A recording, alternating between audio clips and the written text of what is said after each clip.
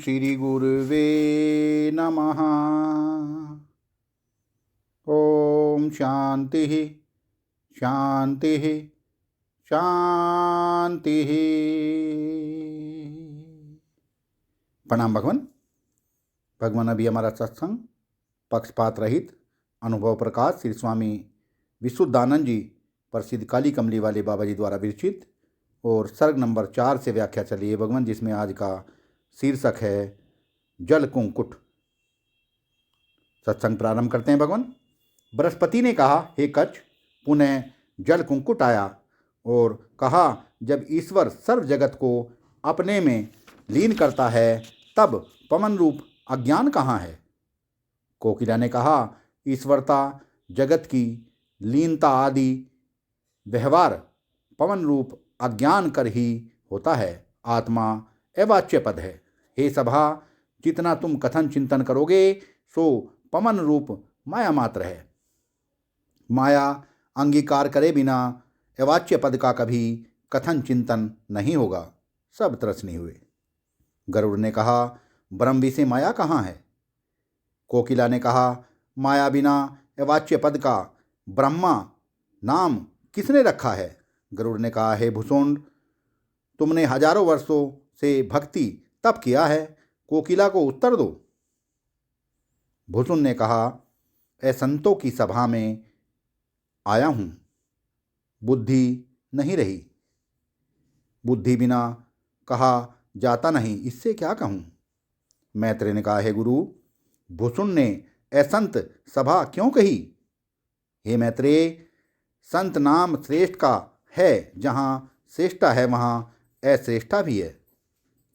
इससे सापेक्ष श्रेष्ठ अश्रेष्ठ से रहित जो पद है सो असंत कहिए, अथवा नहीं श्रेष्ठा परे जिसके तिसके अपरोक्ष निष्ठामान जिस जगह में स्थित होवे तिसका नाम असंत सभा है। सबने कहा, है कोकिला, माया रूप वायु कर ही सर्व कथन चिंतन बन सकता है, और जिसका कथन चिंतन करता है सो भी माया रूपवान है। तिस कथन चिंतन का विषय भी माया तत्कार्य रूप पवन है। कथन चिंतन भी माया रूप है, परंतु यह सर्व त्रिपुटी रूप माया तत्कार्य रूप पवन चैतन्य आत्मा की त्रिपुटी दृश्य होने से पर प्रकाश है। चैतन्य आत्मा ही स्वयं प्रकाश है। कोकिला ने कहा, मैं तुम्हारा निश्चय ही देखती थी। कोई पवन को स्वयं प्रकाश कहने का मेरा तात्पर्य नहीं, किंतु आत्म वस्तु ही स्व प्रकाश है। दृश्य पर प्रकाश ही है, जिसे निद्रा रूप अविद्या कर ही सर्व स्वप्न प्रपंच तथा स्वप्न प्रपंच का व्यवहार है। तथा वायु आदित्य भी स्वप्न में है, परंतु स्वप्न दृष्टा कर प्रकाशित है। इसी से पर प्रकाश है। स्वप्न दृष्टा ही स्वयं प्रकाश है।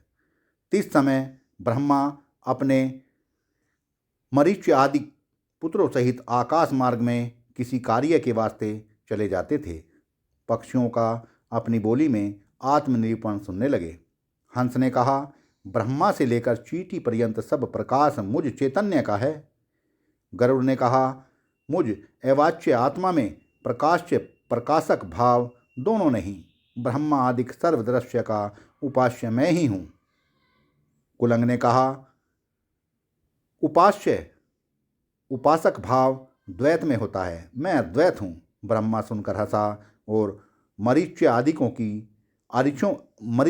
को कहा कि तुम आपको बड़ा मानते हो पर आत्मविचार नहीं रखते। जो आत्मविचार रूपी परम धर्मवान है वही बड़ा है, अन्य नहीं है। ब्रह्मा ने कहा, हे पक्षियों, तुम धन्य हो जो देह अभिमान त्याग कर अपने निर्विकार स्वरूप में स्थित हुए हो।